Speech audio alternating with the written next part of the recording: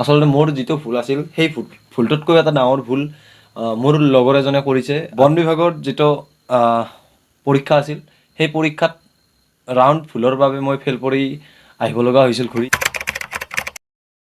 নমস্কাৰ, মই উৎপল XYZ অন্য এটা নতুন ভিডিঅ'ৰ সৈতে আপোনালোকৰ ওচৰত উপস্থিত হৈছোঁ আজি।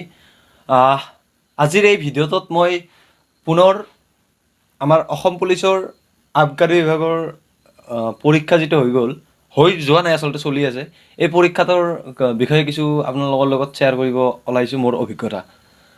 আচলতে আপোনালোকে গমেই পাইছে, যিসকলে মোৰ লগত জড়িত হৈ আছে তেখেতসকলে গমেই পাইছে যে মই বন বিভাগৰ যিটো পৰীক্ষা আছিল সেই পৰীক্ষাত ৰাউণ্ড ভুলৰ বাবে মই ফেইল কৰি আহিব লগা হৈছিল ঘূৰি। আৰু তাৰ পিছৰে পৰা 26 দিন, তাৰ পৰীক্ষাটো দিয়াৰ 26 দিন পিছত মোৰ আবকাৰী বিভাগৰ যিটো পৰীক্ষা আছিল সেই পৰীক্ষাটো পৰিছিল। আৰু সেইটো মই পৰিছিলোঁ আচলতে বঙাইগাঁও, চিৰাং ডিষ্ট্ৰিক্ট। সেই বঙাইগাঁৱত গ'লোঁ আমি 21 মাৰ্চত বঙাইগাঁৱত গ'লোঁ। বঙাইগাঁৱত গৈ আচলতে ভিডিঅ' কৰা নহ'ল, মই ভিডিঅ' কৰিম বুলি ভাবিছিলোঁ যদিও ভিডিঅ' কৰা নহ'ল। আচলতে প্ৰেক্টিচ একদমেই কৰা নাছিলোঁ, 26 দিন ধৰি মই প্ৰেক্টিচ কৰা নাই, আৰু সেই প্ৰেক্টিচ নকৰাৰ ফলত মই ভিডিঅ'টো বনোৱাৰ ইচ্ছা কৰা নাছিলোঁ। তাৰপাছত আচলতে মই গ'লোঁ, গৈ 21 তাৰিখে গৈ আমি 21 তাৰিখে ৰাতি কাজলগাঁৱত তাতে থকাৰ ব্যৱস্থা যিহেতু থাকেই, সকলোৱে জানেই, তাত থাকিলোঁ। থকাৰ পিছত 22 তাৰিখে মোৰ ইণ্টাৰভিউ আছিল। মোৰ লগতে আমি 9জন একেলগে গৈছিলোঁ আমাৰ গাঁৱৰ পৰা, আমাৰ অঞ্চলটোৰ পৰা 9জন গৈ আমি তাত সুকলমে পৰীক্ষাত অৱতীৰ্ণ হ'লোঁ। হৈ ফিজিকেল সেহঁত যিসকলে যাই গমেই পায় যে পুৱাৰ পৰা লাইন ধৰি আমি মোটামুটি 9:30 মানত আমি পৰীক্ষা কেন্দ্ৰৰ ভিতৰত সোমাইছিলোঁ। ভিতৰত সোমোৱাৰ পিছত ডকুমেণ্ট হওক বা যিকোনো বস্তুবিলাক চাওঁতে আমাৰ দৌৰিব পালোঁ আমি মোটামুটি 10:30 মানত দৌৰিব পালোঁ। আচলতে এইবাৰ মই বিশেষকৈ যে দৌৰাত ৰাউণ্ড ভুল কৰা নাই, কিন্তু উইদাউট প্ৰেক্টিচ গৈছোঁ কাৰণে মোৰ 5 মিনিট 50 ছেকেণ্ড লাগিল।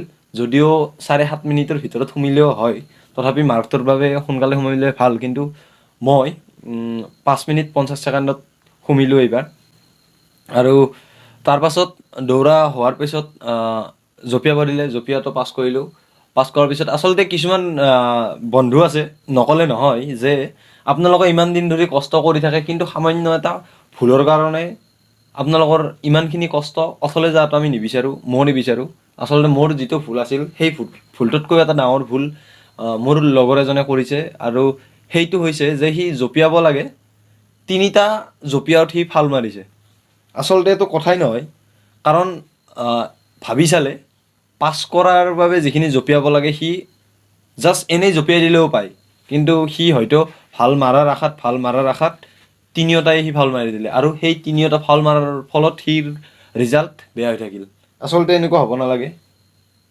যিসকলে প্ৰেক্টিচ কৰে কষ্ট কৰি তেখেতসকলৰ বাবে কৈছোঁ, আমি যদিও প্ৰেক্টিচ কৰোঁ কেতিয়াবা কিছুমান খুঁত ৰৈ যায়, সিৰো চাগে সিদিনা কিবা এটা হ'ল। আৰু তাৰপাছত আচলতে ক'ব লাগিব যে মই 26 দিন যদিও প্ৰেক্টিচ কৰা নাই, পাছ কৰিলোঁ এইবাৰ সুকলমে আপোনালোকৰ আশীৰ্বাদত। 5 মিনিট 50 ছেকেণ্ডত দৌৰা কমপ্লিট কৰি জঁপিয়াটো পাছ কৰিলোঁ। পাছ কৰি আচলতে নিজক পৰীক্ষা কৰাৰ বাবে গৈছিলোঁ, আৰু পৰীক্ষাত মই ভাবোঁ মই সফল হৈছোঁ, কাৰণ 26 দিনৰ ব্যৱধানত প্ৰেক্টিচৰ তাৰপাছত ফিজিকেলৰ ক্ষেত্ৰত যদি আমি পৰীক্ষা এটা দিব যাওঁ, যথেষ্ট কষ্টকৰ হয়। আৰু আচলতে এটা কথা ক'ব বিচাৰিছোঁ যে কোনেও যাতে প্ৰেক্টিচ যিসকলে কৰি থাকে মাজতে যাতে প্ৰেক্টিচ নেৰে, কাৰণ সিদিনা মই ইমানখিনি কষ্ট পাইছোঁ, মই লাইফত কেতিয়াও সিমানখিনি কষ্ট পোৱা নাই। প্ৰেক্টিচৰ সময়তে মই ইমান কষ্ট পোৱা নাই সিদিনা যিমান পাইছোঁ। আচলতে ৰ'দো আছিল, কিন্তু যিয়ে কি নহওক